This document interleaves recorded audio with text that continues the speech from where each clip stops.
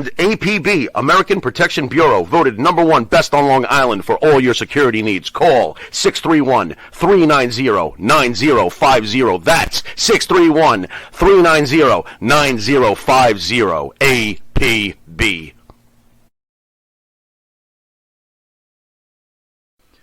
You need a body shop? You need engine repair?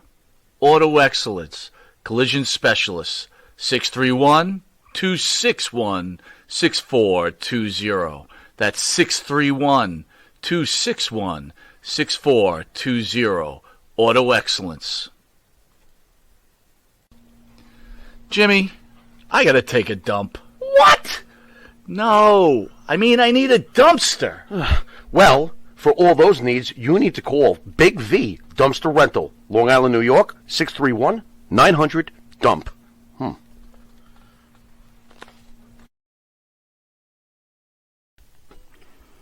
Elm Logistics, for all your logistic needs. Call 631-299-3595. That's 631-299-3595.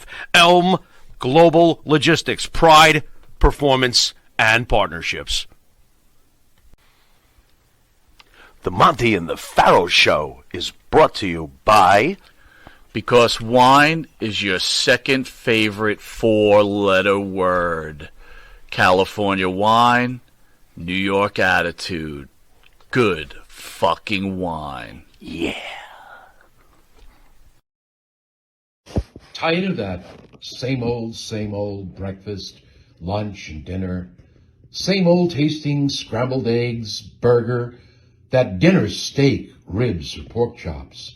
Why not add a little bit of spice or just a touch of heat to make the difference? Change that scrambled egg with a little bit of Johnny Fabulous's John Cena Sr.'s $1 Million Jalapeno Hot Sauce. Great on burgers, steaks, chops, and those barbecued ribs. And Nitro's Garage for all your automotive needs. Call 646-675-2349. That's 646-675-2349. For all your automotive needs, Nitro's Garage. Ask for Jack.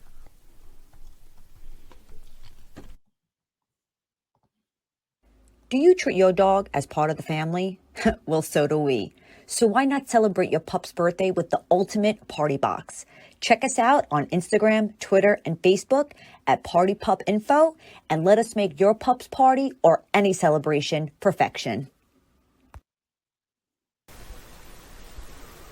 M&J Video Games and Collectibles. Sport and non-sport cards, wrestling items, autographed items. We buy, sell, and trade. M&J Video Games and Collectibles, located at 1049 Queen Street, Southington, Connecticut. Call us at 1-860-479-9223 or 860-93-GAMES. M&J, Video Games and Collectibles.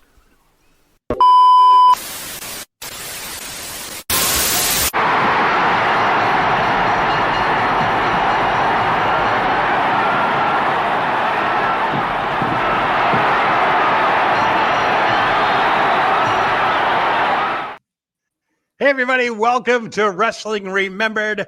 I'm your host, Joe What a Day Lowry. Thank you, everybody, for spending their Friday night with us. And of course, we all know this is a show that takes you back to the best age of pro wrestling, I would say. And joining me is my esteemed panelists, as you will. First up, we got the president, El Presidente of Thursday Night, Phil DeCesare. Welcome. Don't forget one descriptor, Joe. There's What's an that? important one. Yeah. As of this Thursday night, what? You are the Champione. La Champion. That's right. You captured the title. It might have been a controversy finish, but hey, that's not me to tell. And that's a good segue in here. We can go right now to the other referee of the 30. What's going on, guys? What's going on? So, Phil, you're the president of Thursday nights. Does that mean you don't have as much authority tonight? Ooh. I think I still have some diplomatic immunity, Bruce. I got to watch what I say. I don't want points deducted after or before the show, so we got to be careful. Right, you guys are always on the clock. There you go. There you go. And finally, we have the Thursday Night Delight, who always joins us on Friday night. He's my brother from another mother, and he's got, 22, 23-inch pythons? He's the player, Benny Scala. Straight out of Playville. Glad to be here. Straight out of Playville. Always Beth, Maria, Baby Cakes, everybody in the chat tonight. Thank you for tuning in, spending your Friday night with us here as we talk tag teams and turncoats. We originally were going to talk about tag teams, but then I got to thinking, well, with tag teams, they've always turned on each other. It was always, when things were going great, tag team championships they received, they won them and so forth. And what happens? Oh, well, jealousy, all that stuff kicks in. Phil, what is your favorite memory of tag teams turning and all that good stuff? It depends on the era. There are so many classic ones, and I don't want to steal anyone's thunder, so I'm going to go with one. Yeah. As much as I thought that I liked Peter Maivia and Bob Backlund and that, and Maivia was kind of a serial turner in his own right. In fact, we've noticed a couple of the wrestlers over the years tended to be like this, kind of back and forth. We talk about the Big Show being one of them. Paul Orndorff certainly too. But I was actually at one event live. It was Slamboree 1998, hailing from Worcester, Massachusetts. Worcester. Yep, from the then Centrum. Nobody can spell that either, by the way. What's that? Nobody knows how to spell Worcester. That's okay. No, not even the inhabitants. I know that. It was also the night Eric Bischoff challenged. Bischoff challenged McMahon to drive down and confront him, challenged him to the fight. But it was also a night when Kevin Nash and Scott Hall faced off against the then Giant and Sting. Yeah. And what was notable, towards the end of the match, Nash had the power bomb set to go. Sure. And on Sting, of course. And we know what happened when he tried it on the Big Show before. Sure. And Scott Hall walloped him from behind and laid the beat down. And ultimately, they were defeated. And it was kind of a watershed moment. It was the first time in WCW where they became enemies. So I was there that night. It was also marked the return of Scott Hall after many months in rehab. And I have a sign. I actually got on video. And on the video, I have a sign that says "Welcome Back, Hall." And before the match, Hall grabbed the microphone. He said, "Hey yo," and the fans, all 15,000, responded, "Hey yo," in return immediately. Wow. And he says, "Yeah, we missed you too." And then the camera pans the audience. I'm wearing this very shirt. That tells you the shirt is older than a lot of people. And I had my sign up. And for me, that was a memorable turn. It really was. It really signified the disbanding of something, of a partnership, of a coupling, of an organization that really, and I'm sure we'll discuss, changed professional wrestling as we know it, on Mondays and beyond. So for my money, that was a great experience. That's a good one. That's like, we should have told me. I would have got a graphic for that one. It came to me late, like so many things do, Joe. We always think last minute stuff for it. Moving on, the player, Thursday Night Delight. What do you got? What do you think? My I guess the most special one to me was really the first one I ever saw. The first heel turn I ever saw happened in a tag team, and it was the team of Handsome. No, I think at that time it was Gentleman, Jimmy Valiant and Chief J Strongbow. I think they were fighting Luke Graham and Tarzan Tyler. Oh wow! And that is when Jimmy Valiant did his heel turn. Yeah. And I mean, I was 15, and I cursed a blue streak. And fortunately, my mom for once wasn't in the kitchen to hear me, so I got away with it. But and then I mentioned that because it seems like Chief J Strongbow was the recipient of many, many heel turns. Oh, yeah. So just we got Peter Maivia, as Phil said, but also I got that Spiros Arion. Right, got that one right there. Was another one who turned. At that. Oh yeah, he became a heel after he turned on Strongbow, and I totally forgot about. I totally forgot about, because this is pre my era, or not really. It was before I started watching wrestling. But Peter Maivia and Bob Backlund had some a steel cage match. I never knew that till I read the old wrestling magazines. And I was like, wow, I didn't know that they had a big feud. I mean, this is the bloodline right here. Yeah, Peter exactly. Maivia and turning on Chief Jay. You see it over there at the bottom left side. That was pretty graphic. But they look like they were a special tag team, the High Chief and Chief Jay. It looks like they got along pretty good until the big heel turn. But yeah, what else you got to play? Anything else? You were mentioning something else. No, I mean, well, as far as tag teams, but I mean, my very favorite, or not favorite, but the most impactful heel turn in the history of my life was when Larry Zbyszko turned on my hero Bruno. Yeah, and right there. It's so funny. I mean, it was so perfectly orchestrated, but still, you did not. They worked that exhibition. Yep. I still didn't expect to see what I saw. And when Larry kneed Bruno in the solar plexus and then came back in with the chair, and as great of a wrestler as Bruno was, that's how bad of a blader he was. I mean, that was a mess. That was a crime scene. Yeah. It looked like a homicide in that ring. Bruno was look at bleeding buckets. The wooden chair is, there's no, what's the word? You're getting hit with it. You can't really deny that. Oh yeah, you can't fake that. But Dr. George Sahardian in the background there, he's all he's getting ready to go to work. He's all upset. He knows what's coming. Yeah, he's got to work. He's got to stitch up Bruno after this. But I mean, Larry was. I mean, he was a good wrestler. He was a solid mid Carter. He was a good tag team wrestler. But I mean, this shot him right to the moon for years after that. All right, let's move it on. Let's go to ESO, the referee of the 30. Yeah, what do you got for tag teams, Turncoats? All right, I know you got a favorite one. I know you got a favorite. Live for. I was about 10 years old, and Paul Orndorff turning on Hulk Hogan. And this was such a legendary feud. I mean, this was the end of the small arenas, and this was pretty much the last of it. And fortunately, I was there, and I saw this happen. And after that, they went to the bigger. They had switched over to Wrestling Challenge and Wrestling Superstars, and went to bigger arenas. And never did we see these in my area ever again. Yeah, if you look there, there's a picture of me, 10 years old, with Hulk Hogan and Paul Orndorff. I was right at aisle side watching them come in, and what a cool experience that was. But what a shocking night when after watching the flower shop with Paul Orndorff and Hulk Hogan that night, and then them fighting the Moondogs, and then it culminating with all of a sudden Paul Orndorff is raising Hogan's hand and then clotheslines him, and next thing you know, pile driver, and they go to the back and wonderful. What and who did a better pile driver than Paul Orndorff? He was a master technician. I love Paul Orndorff. He spiked people, didn't he? Yeah, I was a favorite of Orndorff. Again, that's one of my favorite cage matches just because of that angle. That where it culminated that simultaneous. You were there. That's awesome. You were there. So that's just like Phil. He was there. I wish I was there for some of these turns. Getting back to Hogan and Orndorff, when they were a tag team, even though it was a limited time, it was weird to me why Hogan was tagging with Orndorff to begin with, because this is right in the middle of Hogan's run, Hulkamania and all that stuff.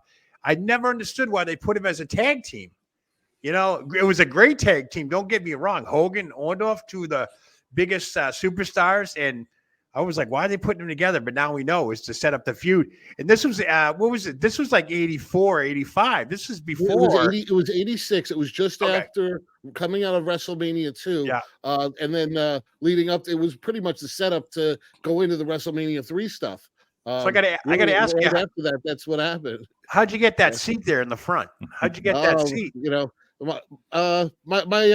My father was also a wrestling fan, so fortunately, we always got pretty good seats. I got ringside a bunch of times there, and this was one of the coolest ones though, because where was this at? Night. That whole night is legendary, but the reality is that whole angle happened in one night from start to finish. And over the course, when it happened on TV, it was I think 5 or 6 weeks. Where was it at though? Where did you? It was the Poughkeepsie Civic Center in. It was still the Civic Center in Poughkeepsie. Yeah, because you can tell the crowd's a little smaller than the arenas and all that stuff. So, yeah, just wondering why Hogan and Orndorff tagged together. It was just a weird thing, going to my shocking heel turn.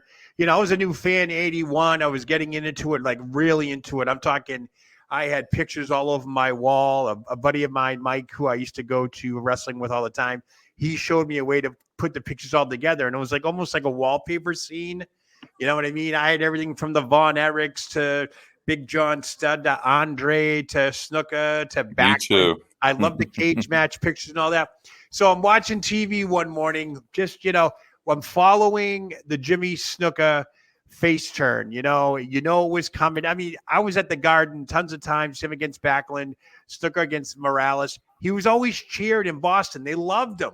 And I'm going, something's wrong here. They're cheering the bad guy, before it was the cool thing to do.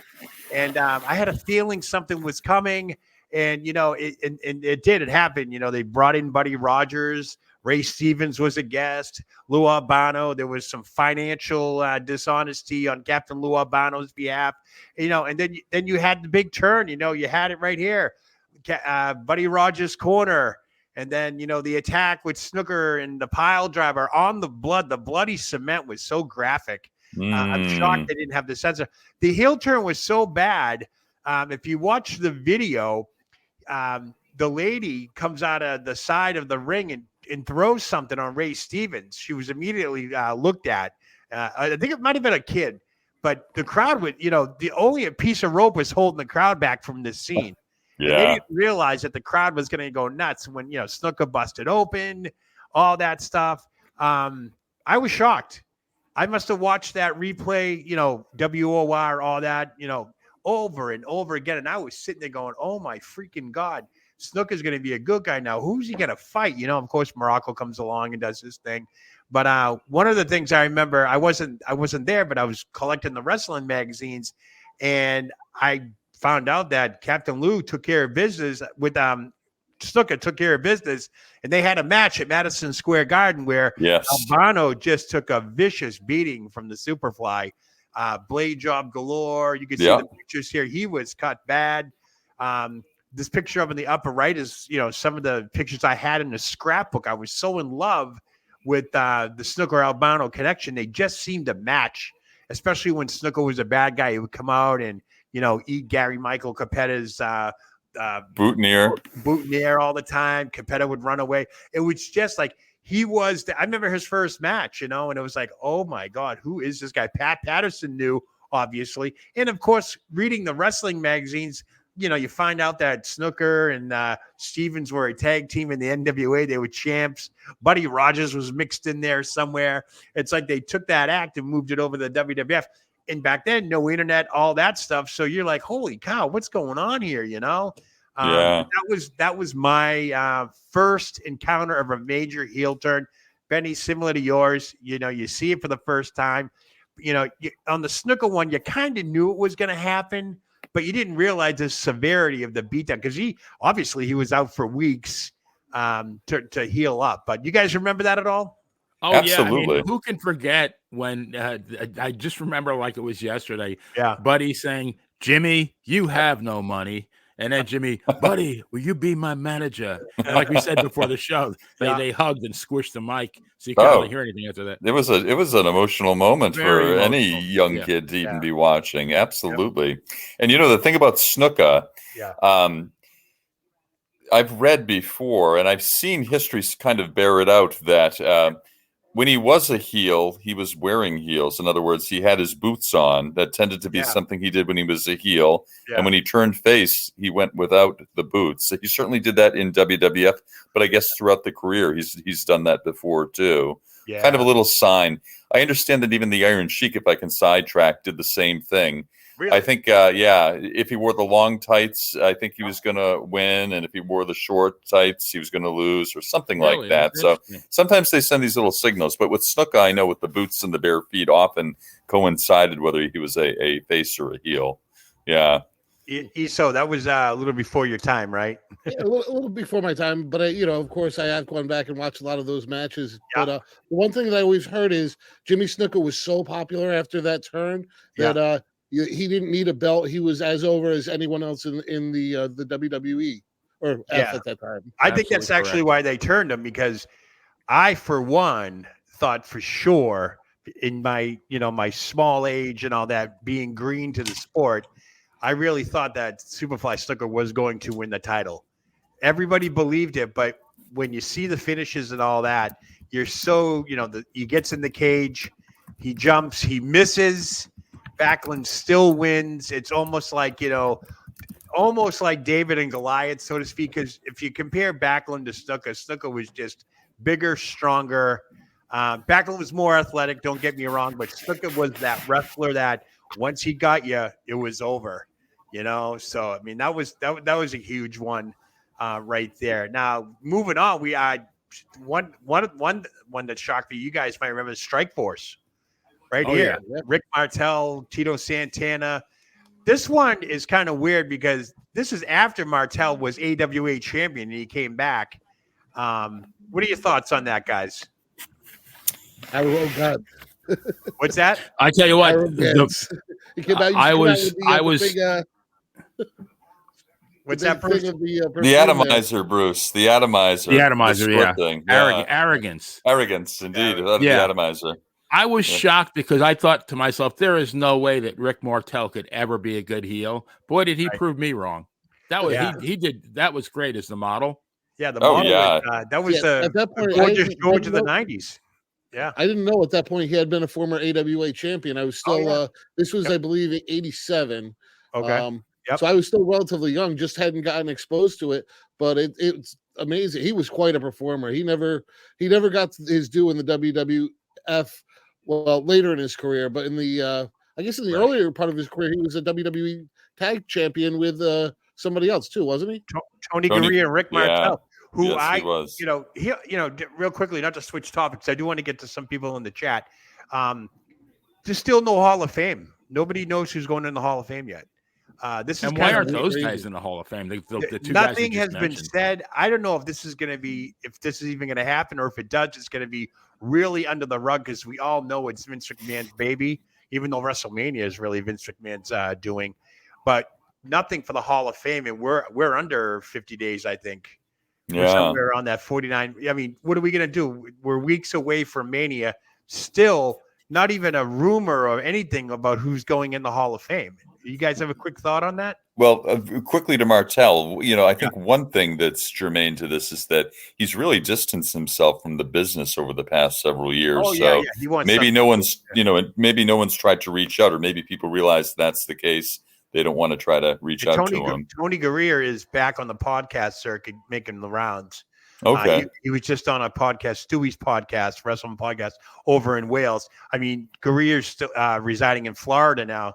Yeah. So he did a podcast, and I even asked him a question when he was on the podcast. Stewie got in there for me, and I asked him straight out, "What's up with the Hall of Fame?" And he flat out says does not know why. He's more than eligible. Martel is more than eligible compared to what's out there. Player, you know that, right? Yeah, I mean, and no controversy. I mean, I've never heard of any shred of controversy with either of these guys. I mean, Gurria, who's a better tag team wrestler than Gurria in the 70s and 80s? He's what, 5-time champion with how many different partners? Oh yeah, definitely. He could wrestle with anybody. Yeah, and he wasn't a bad singles wrestler either. And in his heyday, right? Joe Wilson there, the big NWA turn of 1980. Ole Anderson turns on Dusty in the steel cage at the Omni as they were climbing the cage. That's a big wow, yeah, that's a good one. Maria Davis, Sasha Banks, Bailey, of course. Then we got the greatest CWF when the American Dream, another Dusty Rhodes, is born. Paxson. Oh yes, turns on Dusty Rhodes. His partner was under Playboy Gary Hart. Yeah, and of course Joe Will again. Actually, Nikita and Ivan Koloff. Maria chimed in on that one. Thank you. Joe Will. Road Warriors turn on Sting to give him the torture rack. Jim Ross says, "My God, they broke his neck." That's a great one. Joe Will, you're awesome with this stuff.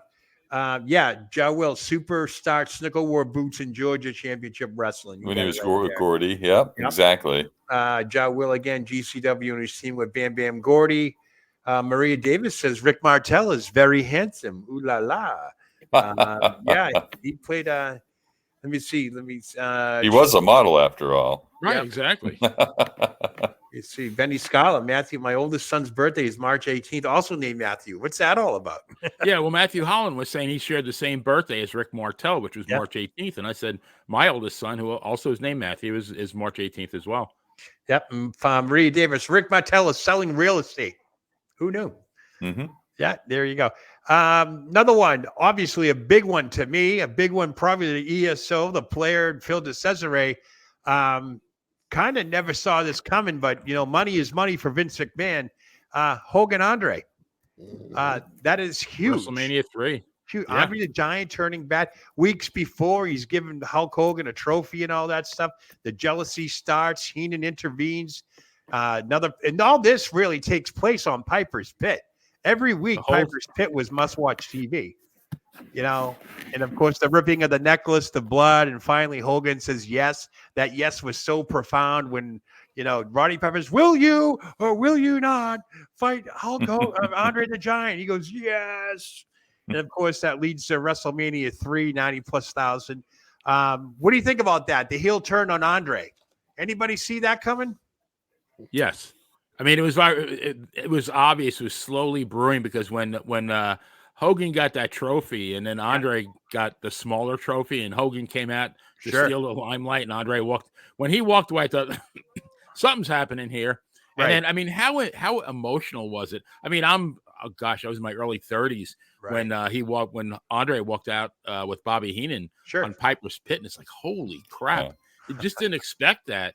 And but the one thing about that, so Andre's not turning heel, but what really surprised me was the Piper kind of simultaneously turning babyface and helping Hogan, who had been his arch nemesis. Yeah. You're bleeding, man. Bleeding, man. Yeah, right. Roddy Piper. That was a really good moment there when he said that. That's ESO. You remember that? Oh, absolutely. I was glued to the TV at that point. You weren't there? You weren't there? They still weren't in Poughkeepsie then? This is right after they switched over to the big arenas. If you notice, at that time, they were a lot bigger. Instead of 2,000 to 4,000, they were up to 13,000, 15,000 people in those events. So unfortunately, didn't get to see those ones. Had to watch those on TV. But that's probably the end of my being a fan of faces. And soon after that, I became a fan of the heels. Was that era. Because I think the heels were more charismatic. That's why. Yeah, absolutely. They had that act. The Heenan family was too cool. So. Oh God, yeah. Andre, Big John Studd, right? You're talking Studd. Well, the Studd left soon after. Don't forget there wasn't the room for the two giants there. Right. That leads me to believe. So you brought up a good point. When they moved to the big arenas for TV, did you guys like that at all? I got that. To me, growing up, wrestling almost was like personal. You had the little arena. I loved it I loved it in Agricultural Hall in the Aggie Hall in Pennsylvania in Allentown. That was one of my favorite venues. That obviously Techwood Drive, the Georgia Studio, another one, and of course. In Texas, of course, we had the Sportatorium. That wasn't that huge. That was, right? Yeah, it was whatever. Subterranean, actually, too. It was actually had a teeny studio, and they got a lot done. Yeah. Watching the clips of Andre and Hogan, you could tell they were in that big arena, and the echoing. It just didn't seem personal. They had to make it personal with the camera angles. That's what it was. Yeah. As a kid, I never even thought of that, but I was so enamored at that point because the production value got so much better when it came to the TV show. You had at that point, that's when the Snake Pit came out, and soon after that, the Barbershop. But just in general, the way the productions were, they were a lot more fluid at that point. Whereas now I look back, I miss it because for the previous 5 years, I was getting to see amazing shows in this little rinky-dink arena in Poughkeepsie, New York. Yeah, and I have a feeling when Vince went to that big arena type thing, the major arenas, it was basically money. He's putting butts in seats, he's putting more butts in seats, and he's having a television program at the same time. Yeah, he was also still touring all those little small towns, but instead of getting 10 matches, 15 matches, we'd have this small rinky-dink card with just above Jobber facing a great wrestler, and then you'd end up with a main event, which would be S.D. Jones versus Johnny Rods. Billy Jack Haynes. Yeah. No, I hear you. Phil, what were you going to say? I was going to say it was such different times too, and I remember in the mid to late '80s going, particularly to some Worcester tapings where they would do 3 weeks worth of programming in one night. Yeah. And at the end of the night, what I marveled at is compared to now, I don't want to say security was lax, but I was able to walk over, step over a railing, and go up to Vince and Bruno and Jesse, and it's amazing. And I was able to do that, and it was nothing like today. You couldn't even think of doing that. That's how the today. era was back then. Yeah, you walk right up. I mean, there was no. The old Boston Garden was like that. I mean, it was so intimate that even during other sporting events like hockey, they had to put a net over. Yes, the old net because of all the bottles and everything. That was the Chris Nyland net they call it because he would fight every night. The guy's from Massachusetts, Charlestown, Mass. He's playing for the enemy, and he's beating the shit out of these guys because he's the enforcer. And, a few times I went to every single Montreal Bruins game from 86 to from 85 to 87. And, Jay Miller days, all that stuff. They would fight. Jay Miller, yeah. They would fight in pre-warm-ups. But when Nyland would get ejected or go in the locker room, they were literally throwing whatever they could at him. Yeah. And he complained and all that. So they made that net. They called it the Nyland net. Yeah. And they made use of it too, not just for Chris Nyland, but for everybody else. Things are different now. They don't sell cans or bottles or anything like that. Everything's paper or plastic. But that was a big one, But just back to the big arena, it just wasn't intimate anymore. Yeah. It felt like you were watching a major event every week, and you lost the intimacy and all that. So, anyways, Maria, that's a great point about the security because I didn't even think about it, but they used to.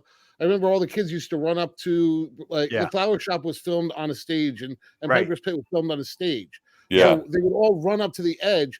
And with their autograph books, and as soon as they were done filming, everybody would sign their stuff. They got Bruno and Gorilla Monsoon wasn't really doing it. It was Alfred Hayes. Yeah, Alfred Hayes. Vince was up there. But they would do, and then they would just. I never thought to do it. Didn't think. I wish I would have at that point, but they were so approachable back then. Yeah, that's the right word, approachable. Yeah, Maria Davis, our great fan, Maria Davis. Thanks for tuning in tonight. Love you, Maria. Remember, there would be no Shawn Michaels if it wasn't for Marty Jannetty. Oh, we talked about the kick around the world. There they are, tag champs, the Rockers. They had it going on. These guys were a good, solid tag team, and obviously they, it is Shawn Michaels was the charismatic one, for the heel turn, and there's the super kick heard around the world, and of course the glass going through the glass and so forth, and that was the black leather jacket told it all, like something big was going to happen. You knew it. Is there a problem with the Rockers? I don't think so. Remember that? Here we are, the birth of the Heartbreak Kid. Yeah. And it's interesting. When they were in the AWA, I don't think that, it wasn't obvious or apparent that Shawn was Shawn as he is now or as he came to be, without that influence and maybe that little push from management. But back then, Marty, it was equally charismatic, and many would say, and I too, at least from what I saw in those old AWA from Vegas matches, Marty was if equal, if not a little bit better at the time in ring than Shawn. I would say totally agree with that. Yeah, he's an incredible worker. The Midnight Rockers were the team back then. Absolutely. I used to come home 4 p.m. on ESPN, turn on AWA Wrestling, and watch them against Buddy Rose and Doug Summers there. That was in Michael Shawn Michaels' HBK autobiography back in the I think it was the 2000s that came out. They were all writing their own books back then, The Rock, Mankind, and I read every single one of them. In the book with Shawn Michaels, this was a very tough time for him. He felt like he was on the verge of getting that big break in AWA. You could tell Vern Gagne, I don't want to say holding him back. I just think that he didn't have the promoting expertise per se to, excel Shawn Michaels. You know what I mean? The heel turn in AWA, I don't think would never have happened because I think Vern appreciated that style of tag team wrestling, and it was putting butts in seats, and he probably didn't want to mess with that at all. Because, back then the AWA was kind of folding. Those are the days that you turn on ESPN at the Las Vegas Ballroom, right? They filmed at those the shows at the showboat. Yeah, they were at the showboat. Las Vegas, right? And Yeah, I'm in like, Vegas. I used to turn it on and be like, wow, they're actually in like a ballroom, filming this. So, I mean, it was a good It was thing a good for vocal her. crowd. Yeah, so Absolutely. it almost looks similar to maybe the WWE back in the late 70s, early 70s, that type of crowd. But the heel turn, Vince was, I mean, that's a good call. That was the birth of the Heartbreak Kid. And I think in the autobiography, it says that he was itching for that. And to calm him, he had a temper too. That he did. Shawn Michaels never really wanted to be a tag team wrestler. No. He said from the beginning, he had to do what he had to do to get to where he was. But, he was very hard on himself. He wanted to succeed more, be bigger, better than what was going on. And that's where the influence of his demons kicked in, to calm himself down. He had an anger problem to begin with. Yeah. He had problems in hotels. He had problems with airport. He just had that. And problems with Marines. And to calm himself down, he had to, partake in whatever he partaked. Self-medicate. Yeah. Self-medicate. And, during the HBK, the Heartbreak Kid, you can tell when he turned into the HBK, that was meant for him. He was the man on top and so forth. Yeah. And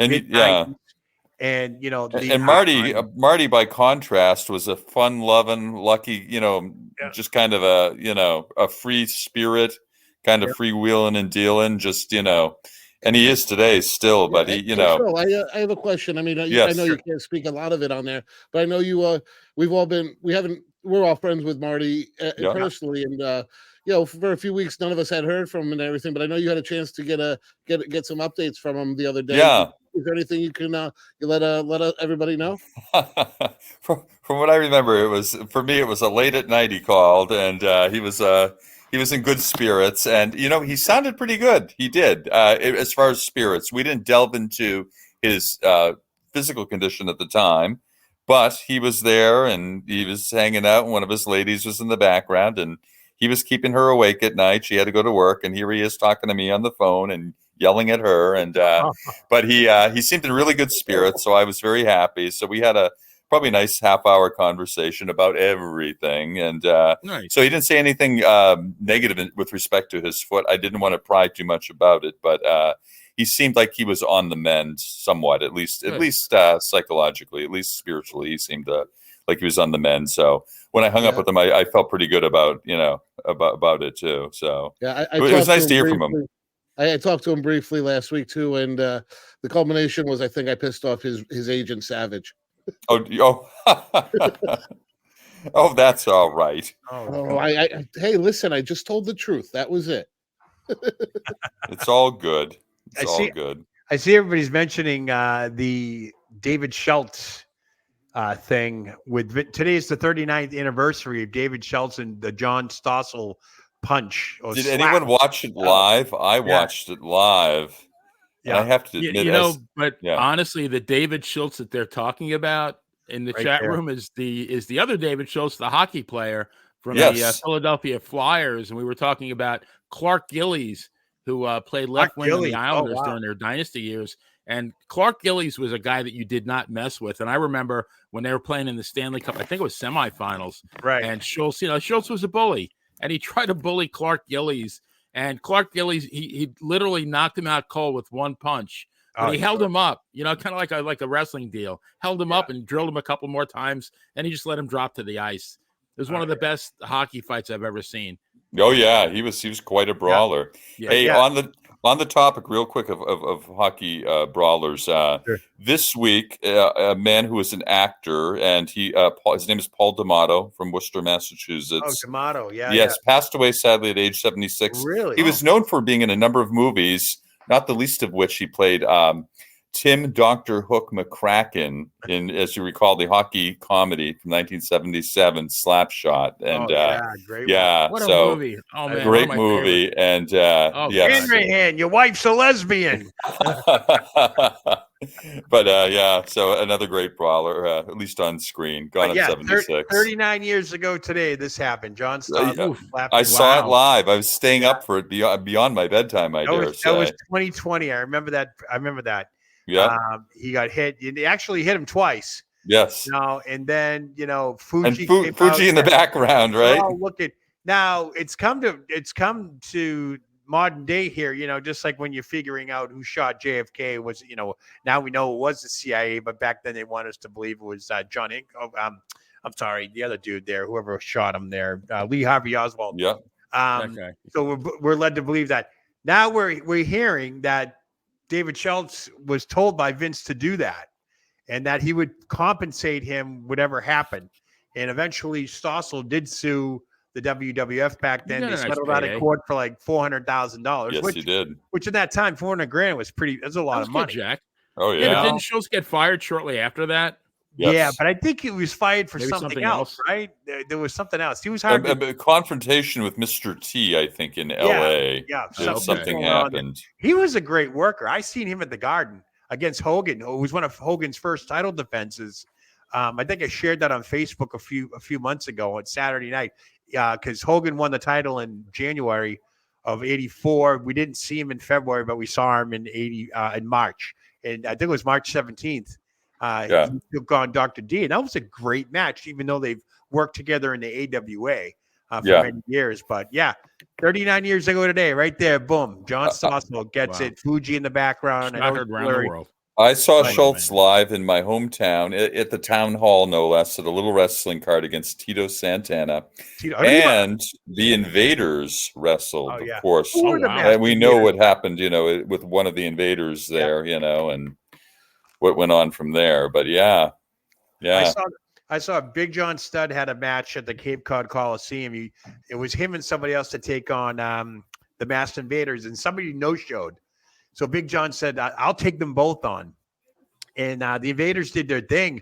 And I don't know what happened, but Big John Studd slammed into the table by the Masked Invaders.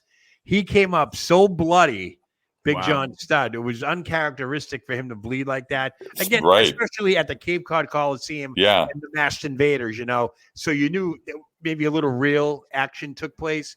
But I had front row seats because Cape Cod Coliseum was awesome to go to in the middle of summer. They had they had bead cards like the Cape Cod Melody Tent stuff. I remember that. Yeah. And the South Shore Music Circus with the revolving stage. At the Cape Cod, that was one of Vince's first arenas. know, that's the one. And up in Bangor as well. He had a few clubs, a few arenas that he ran as a way to kind of get involved in the business and see if you could cut it. That was his birthing there, rite of passage. Because his father didn't. I don't know if his father tried. Maybe his father knew 50 years later what was going to happen. I don't know. No, they actually lived in Cape Cod for a while. The McMahons. They did. Yes, they did. Yeah. But get back to SO. You remember this one because you told me to put it up here, and I forgot about this, to be honest with you. But it was the Stone Cold joining Vince McMahon. Turns his back on the fans. Yeah, black. He's got the black shorts on and the black wristbands, and he shakes his hand. And you just didn't think this was going to happen, but again, Vince McMahon running the show says, "Let's try it." What are your thoughts? Was the Stone Cold thing wearing itself out? They had to make a change. Well, what do you think? Reality is, long range, it didn't work out because even though they wanted you to boo him, everybody was going to still cheer him. Every time he stunned somebody, they still cheered. It didn't matter at that point. Yeah, I don't know what it was. Benny, what do you think about that? Why did they turn Stone Cold? I totally agree with Bruce. He's one of these guys. Like when they try to turn Sting heel in WCW, you just couldn't do it. He was too over. Yeah, and Stone Cold was never going to be a heel, no matter how hard they try to turn him. Why do you think he was that first cool heel? Well, actually, I think the Macho Man might have been, but. What do you think about that? What's the mentality? Like, this is probably a question for Vince Russo because he's been back there. What's the mentality of turning somebody who's so damn popular heel? What's the psych eval with that? Like, what's the reasoning behind that? Does anybody know?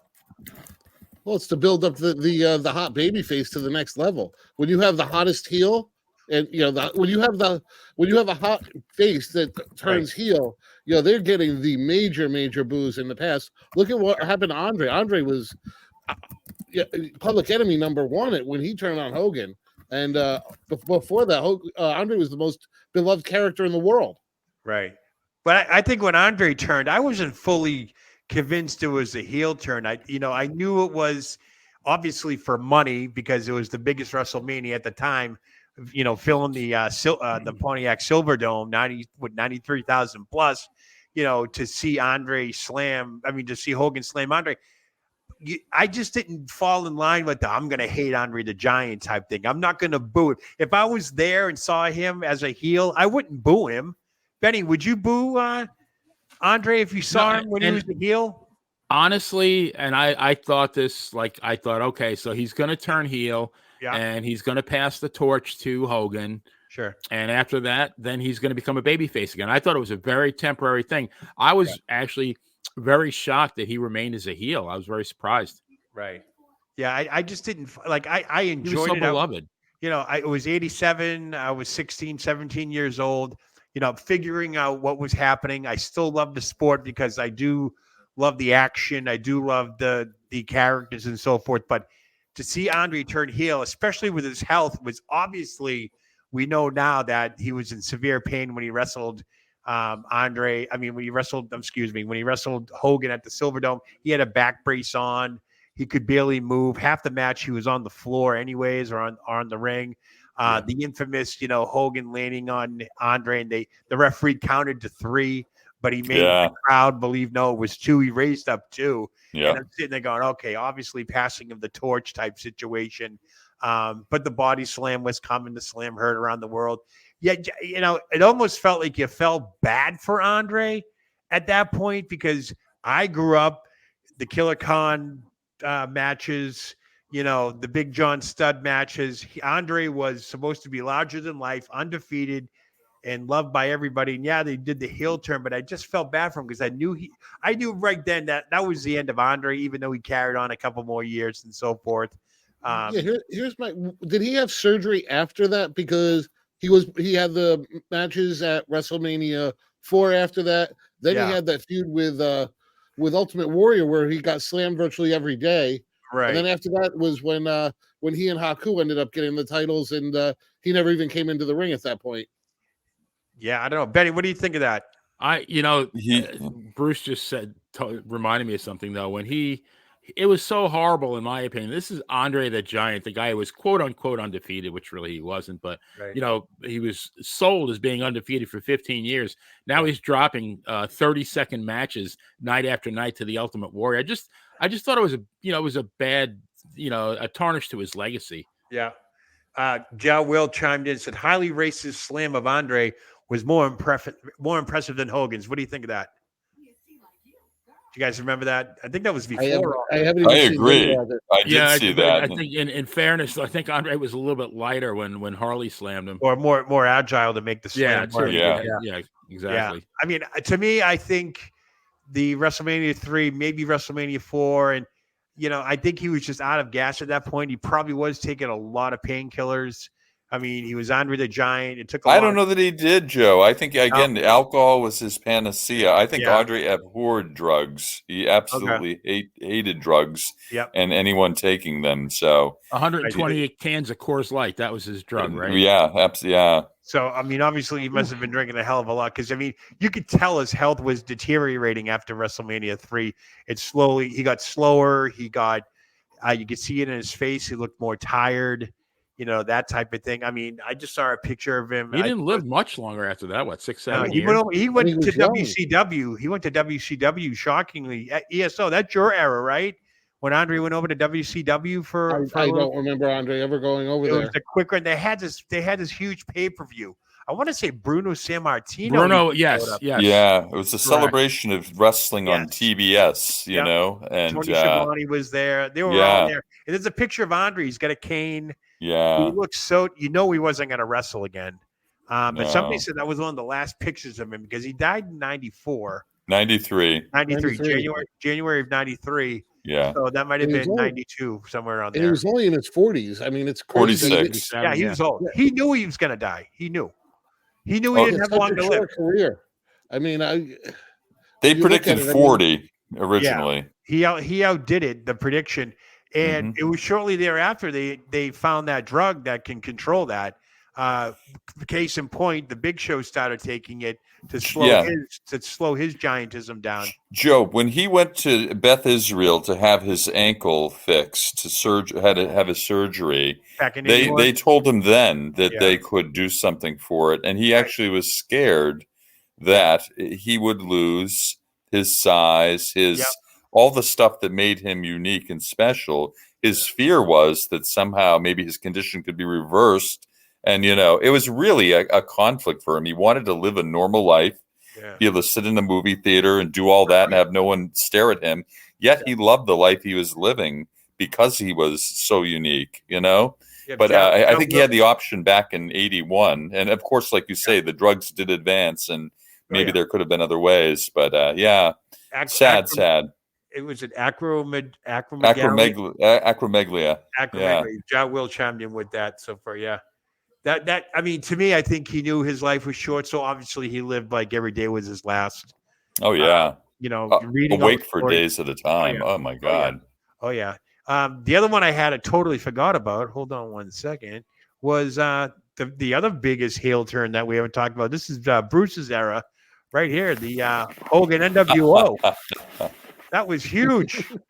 Come on, we didn't even talk about that. Hogan, everyone thought Hogan was going to come out and help Macho Man and all that stuff, and he ends up giving him the big leg drop, and boom, Eric Bischoff turned Hulk Hogan heel, and it turned into like the NWO was born. And my God, what a call that was to make that for that to take place. So did you guys can you really call that a heel turn? Because the NWO was probably one of the most popular factions ever.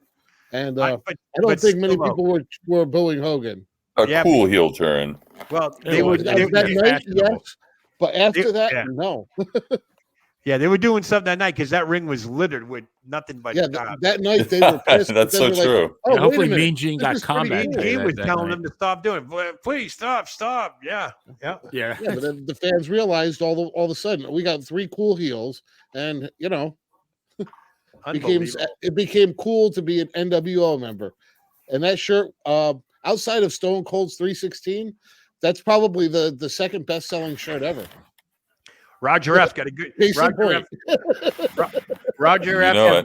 Roger F has a great joke in the chat. The doctor told me I had 2 years to live, and I said, "Doc, I can't pay you in that time," so he gave me 2 more years. I love that joke. Nice, good one, Roger. Thanks for chiming in. Good one, thank you. So awesome. we would be journalistically remiss, though. I think, in my opinion, this was the biggest heel turn in the history of wrestling. Okay, and that was the Montreal Screwjob, which led to the creation of Mr. McMahon. Right. But we didn't know that at that time.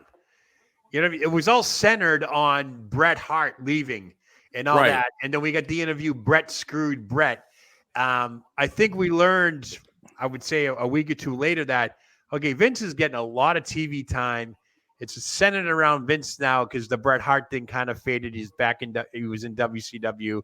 And then, we did, like Benny said, we did get the Mr. McMahon character, but don't you feel like we didn't know it at that time? We still thinking that Vince was the boss of WWE. No, the night of, you kind of thought, you almost thought Vince was the victim there, but yeah.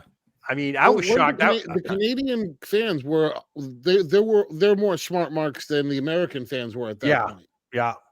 And I think we've come to learn that it was a work. It was a major work because they did it in Canada. They knew that Bret was leaving. We know now that it was the screw job was a work, even though they made it look like it wasn't a work. I mean, the talk now is they knew. You had cameras in the locker room watching them talk. I don't know if everybody's seen those videos of behind did you know what was going on? Bret and Sean was like, I had no idea. You know what I mean? So Behind the Mat was documenting it, wasn't it? Yeah. Beyond the Mat. Beyond the Mat. I think it was awesome to watch because if we all remember, he was out there because of what happened years before with Alundra Blaze throwing the title away. He didn't want that to happen. He had that in the back of his head. So he went out there. All his stooges were out there, Briscoe, Slaughter, everybody. And they were just circling the ring. And I'm like, what is going on? And Vince is telling them, because I think they started brawling outside the ring. Vince told them to get back in the ring so the pin could happen. the finish, and they had to get the hell out of there. Mm-hmm. And I think Shawn Michaels didn't know what was going on, so he was like, I'm not going back in the ring. And Vince was yelling at him. Triple H, I think, was there too, because Triple H was in, ringside. Yes. It was like the weirdest moment. Player, what do you think? You remember that when that happened? Yeah. I mean, I still to this day, like, it's just, I waffle in my head. Was it a work or was it a shoot? I still have made a determination. Every day I feel differently. I think it's the biggest work. I think the Rock situation right now, big time work.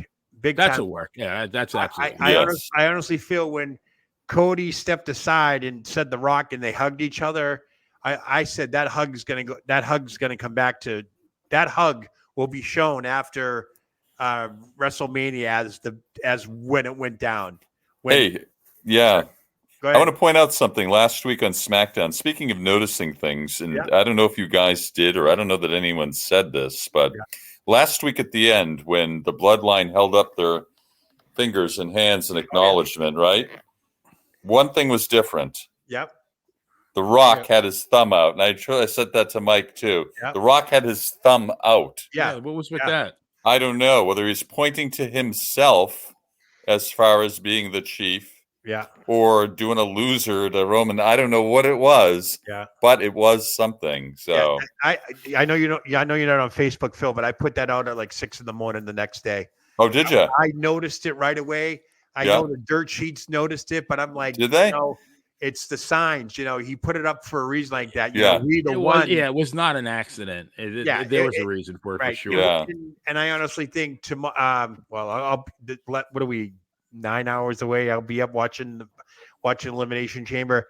I think The Rock will be there. I honestly think I do too. Oh, you're not going all the way to Australia on the road to WrestleMania and not have The Rock and Roman Reigns. I think Roman Reigns might be there as well, because you're not having the stupid Grayson Waller effect, but Rhodes and Rollins without something happening. Well, we were promised surprises, right? And I have to believe we're not going to really see many surprises in the actual in-ring action. Yeah. I think the surprises are going to be what happens outside the ring. Yeah, Undertaker's there. We all saw that video. So that, and I don't know if anybody did see. Bruce, did you see the video of the Undertaker getting out of the airport?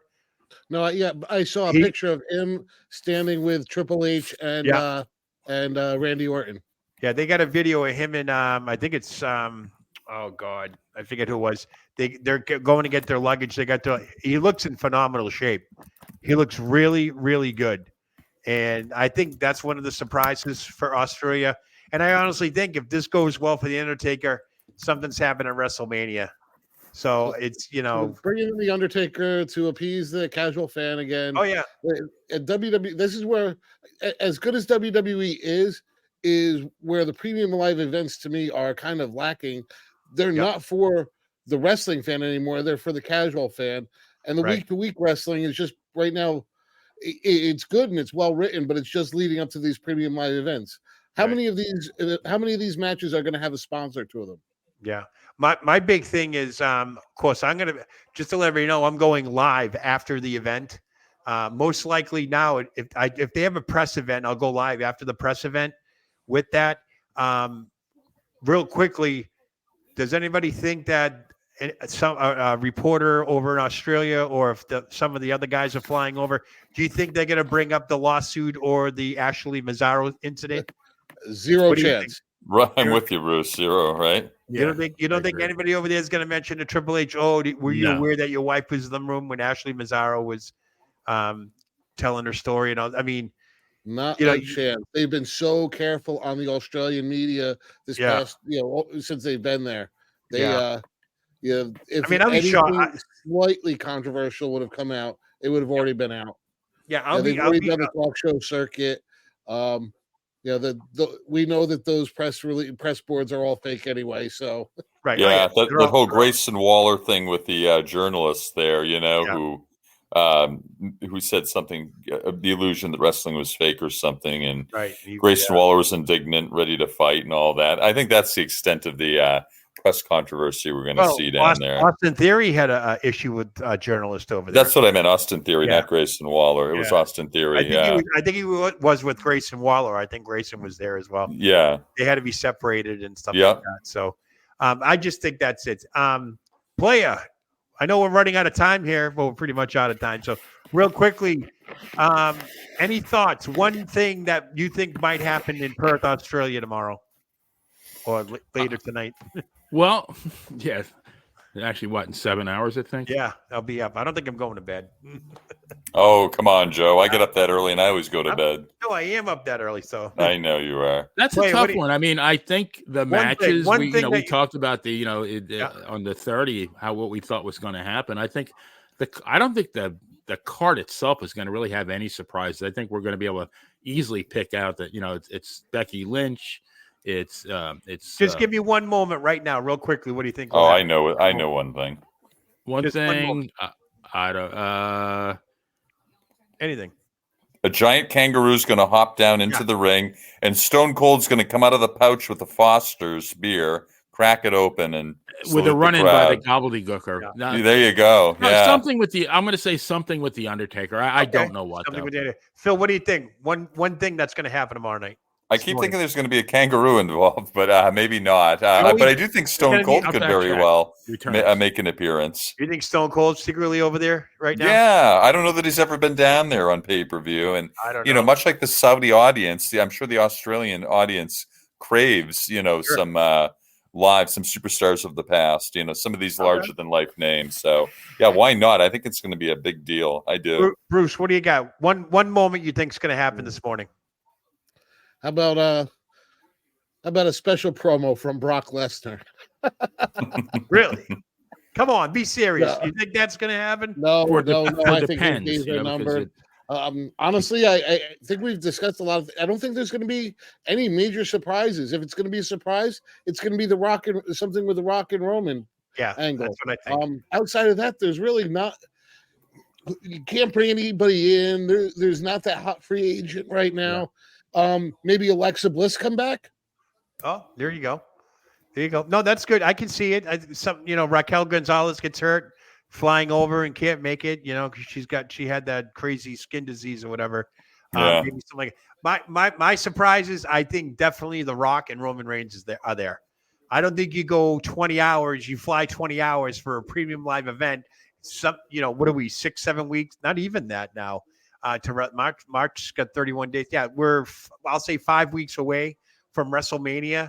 X amount of shows to promote this. They're all the way down in Australia, and the card is very bleak if you ask me. When you look at it, I know that you got the chamber matches. They had to throw in a pre-show match. Indy Hartwell and Candice LeRae are now going to fight the Kabuki Warriors for the tag titles on the pre-show. So there's one match they had to add. Will they add another one? I don't know, but I honestly feel you don't do this to the Australian crowd. Have this Grayson Waller effect with the main characters, so to speak, Cody Rhodes and Seth Rollins there, without some type of major surprise. And don't give me John Cena. That's one thing I'm afraid of. No. Don't give me this. I don't want to be up at 4 a.m. to see this. Maybe his dad pitching his Johnny Fabo hot sauce. Yeah, Johnny Fab. John Cena's barbecued ribs. That's like a tongue twister.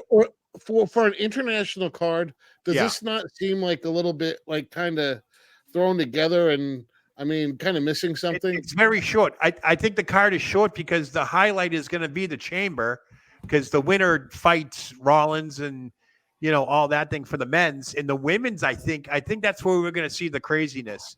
Yeah, everyone's predicting Becky Lynch, but you throw Lynch out there. This Nia Jax match with Rhea Ripley, she's not losing the title in Australia. If she does, I'm going to be totally shocked. But I think I didn't realize Nia is also from Australia. So really, yeah, no, sir. Nia Jax. She was born in Australia. I was very surprised to find out. But she's Samoan. Okay. So that's an interesting angle, Bruce. That's a very interesting angle, man. Like I said on the 30, I see a disqualification, something like that, where it just, you're going to get the 3-way at Mania or another match on TV that says, okay, we're going to fight Rhea Ripley. But I feel a three-way coming if Becky Lynch wins the Chamber. I would love to see an upset over there, like Liv Morgan. She's, all of a sudden she's all over the place talking about 2024 is going to be my year. You getting that vibe where they're dropping hints of Liv Morgan here. I don't know if it's on purpose or whatever, but that'd be a great upset. Something like that. Liv Morgan is very, very crossover. She's very involved in all kinds of podcasts and TV shows and stuff like that. So she's got that crossover appeal. Yeah. I feel something like that might have, but like I said, my big thing is going to be The Rock showing up. Maybe Roman Reigns, but I'd love to see both. I see how you cannot have both if The Rock shows up. And he put that tweet out the other day, that comment, if they mention my name or talk smack, I'm going to come down there and smack them.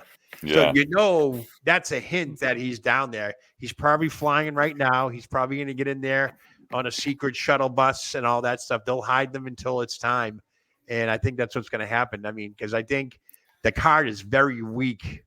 And it's also what it will also determine this. I don't mean to be talking so much.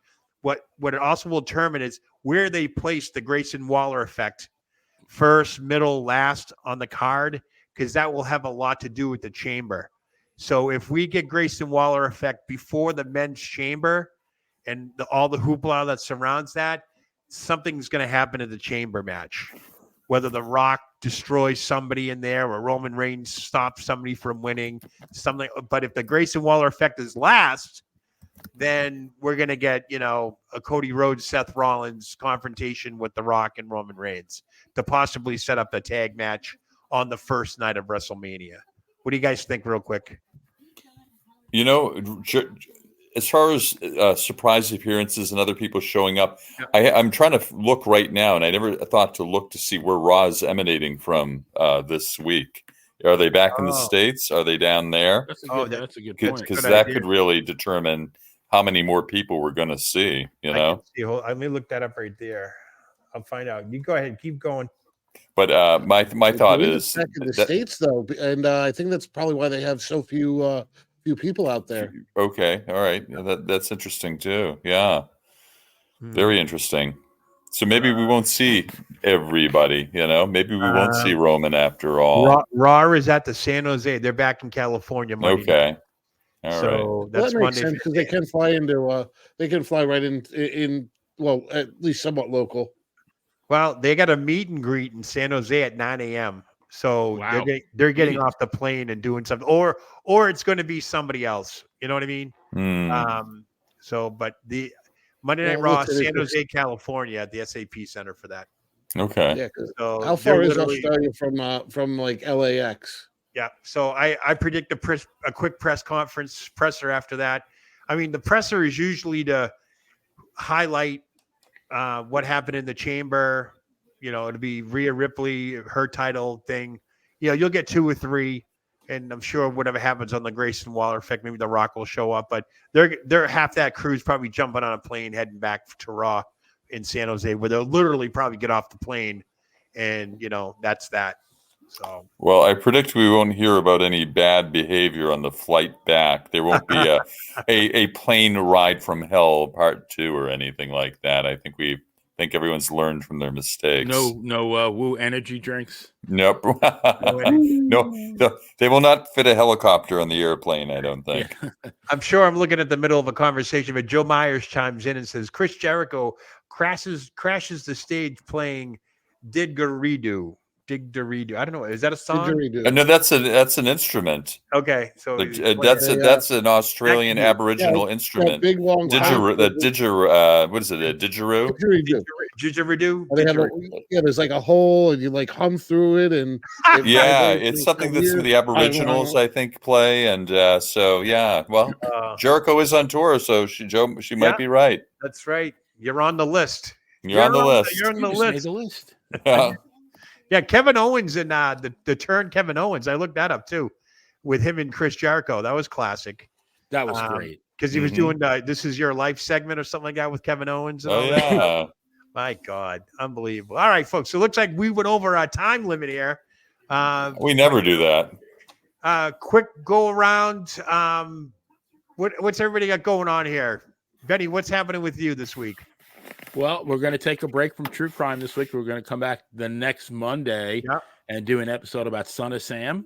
Yeah. On Tuesday, I have an interview with Dan and Benny in the Ring with Renee Koloff, who is the widow of Ivan Koloff. So nice. I think that'll be very interesting. That's and then, awesome. Of course, we have our the 30 and Wrestling Remembers. We're busy guys. So the Renee Koloff, you're going to ask her about the Hall of Fame? Should he be in the Hall of Fame? That is one of the questions. Absolutely. Nice. Huge snub. Can't understand that one either. The president/champion of Thursday night, Phil DeCesare. What do you got going on this week? Anything?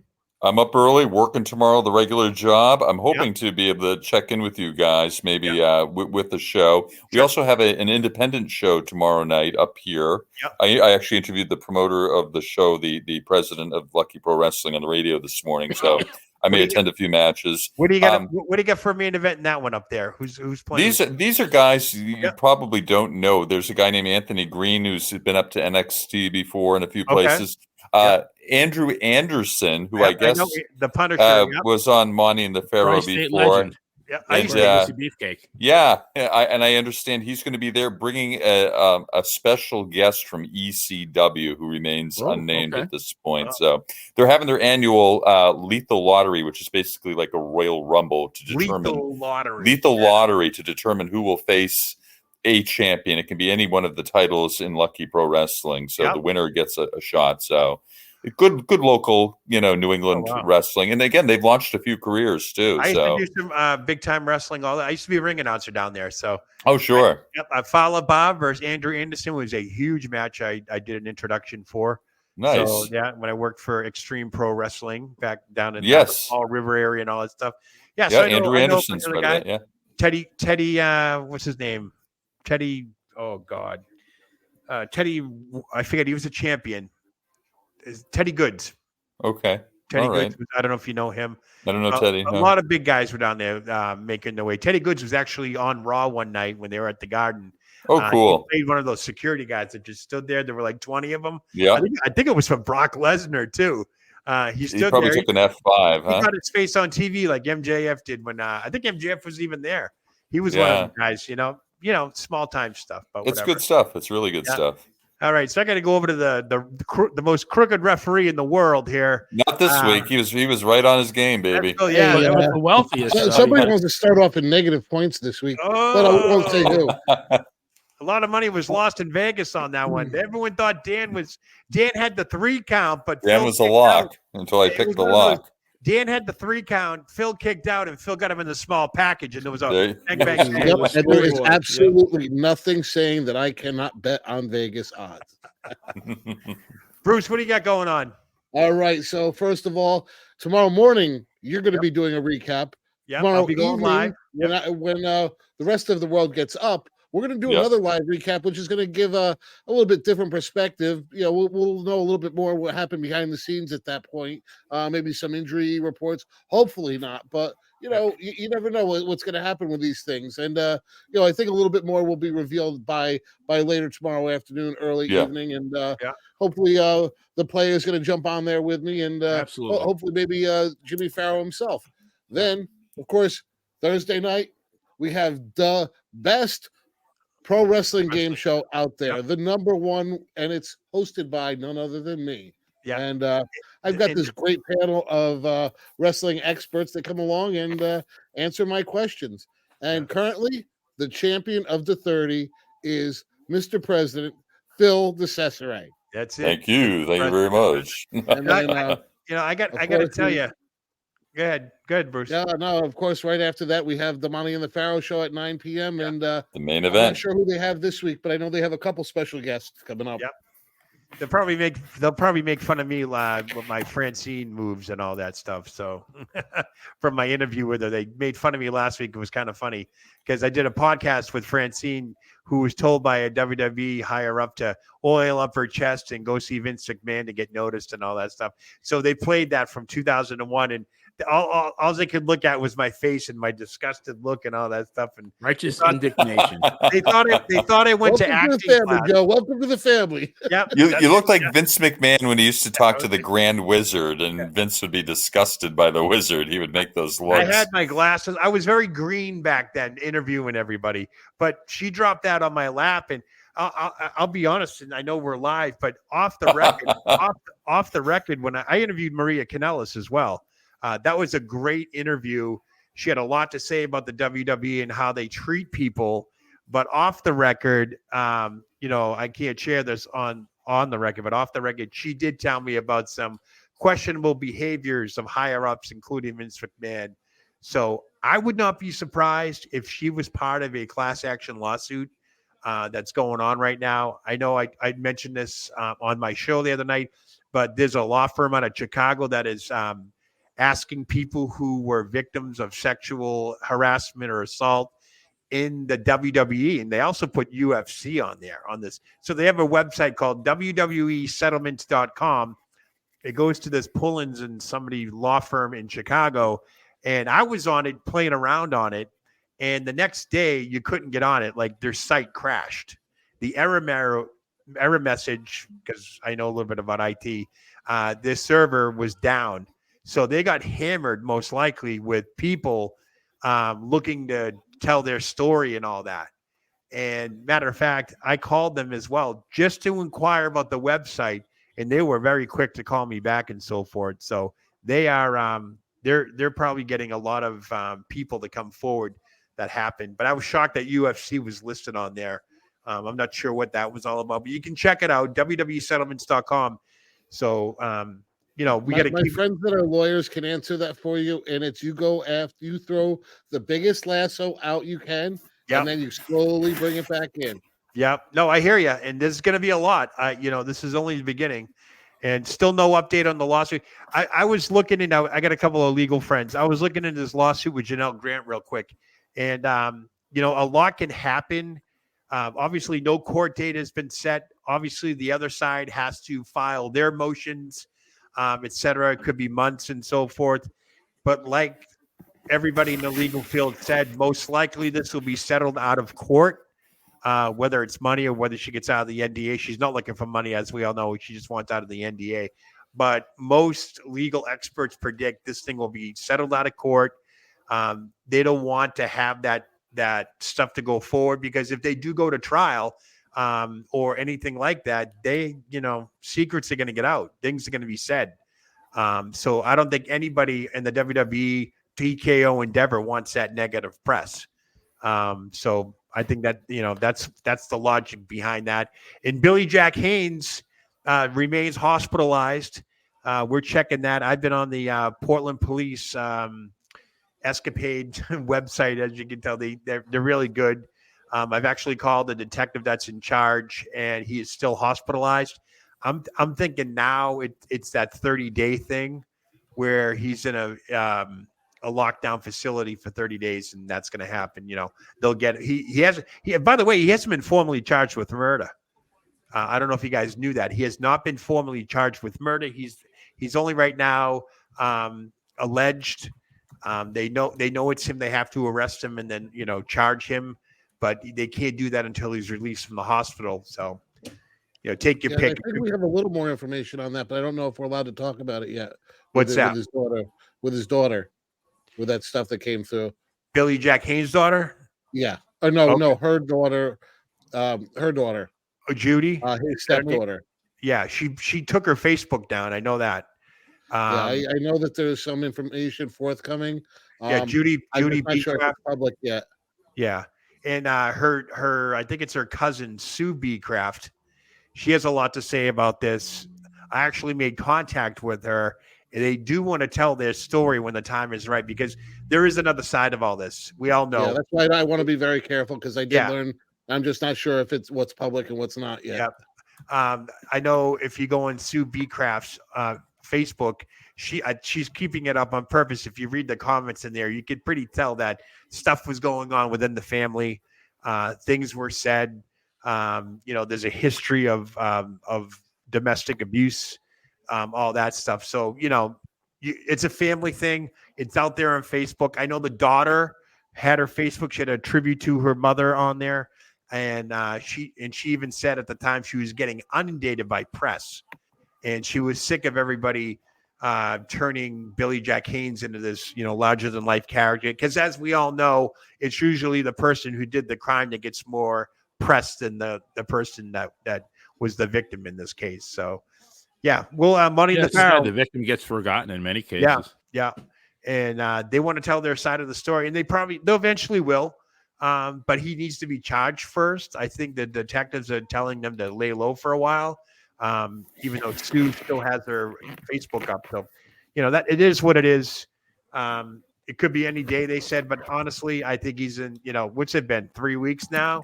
Almost a month, right? Yeah. The 25th will be a month. So I would look for some action in the next few days. They might even do it under the radar because the press is really on this. I know around here they're not, but Portland press, I've talked to some people up there, KOIN people, they're on it. They're looking out. When he gets out of the hospital, they'll have to transport him to a jail and arraign him and so forth. So it's going to be interesting when that happens. What kind of video comes out with it? It's going to be something. It's going to be a big deal in Portland. It's already a big deal up there. So I know around here it's not, but it is up there. But all right, way over. I'm going to say goodbye now because I got to get up in about 6 hours to watch a premium live event over on Australia. Pay-per-view.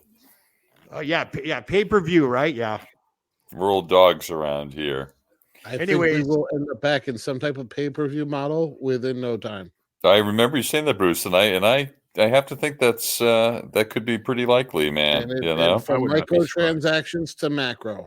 And you also got to remember that my shitter's clogged. Yeah. Yeah. Good luck, and man, good luck to everything. You've had a hellacious. It's actually fixed now. It's the cleanup that I have to do. That's going to be. We got some sludge down there and so forth. That's a shitty job. It is a shitty job. Yeah. Don't call Vince. No. So it's going to be one. Yeah. That was my day today, setting up for the show and doing this. I feel like this is a full-time job. I mean, between being on True Crime. Wednesday night, my show, the 30 on Thursday, Wrestling Remembered on Saturday. And now I got the pay-per-view after. This is a full-time job, right? Well, it's so funny. Last night we were on from 7:30 till like 11:30, Bruce. And then Wow. And then I was up in the morning doing the thing too. So I sound a little hoarse because we got off the live broadcast. It was like 10:15. Yeah, we talked till about 11:30. Yeah.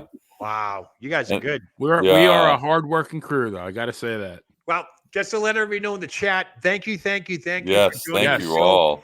We wouldn't be here without you guys. Don't forget to tell your friends about Monty and the Pharaoh and hit that like button. Even subscribe. I mean, how much is it, Bruce, a month? What is it?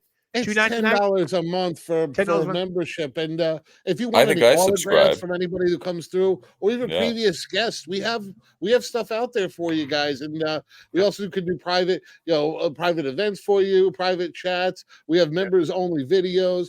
There's lots of benefits, and hopefully this year we're going to be coming out with a lot more. But the most important thing is it allows us to keep going, keep the studio up, stuff like that. Yeah. And we appreciate all you guys out there, and thank you.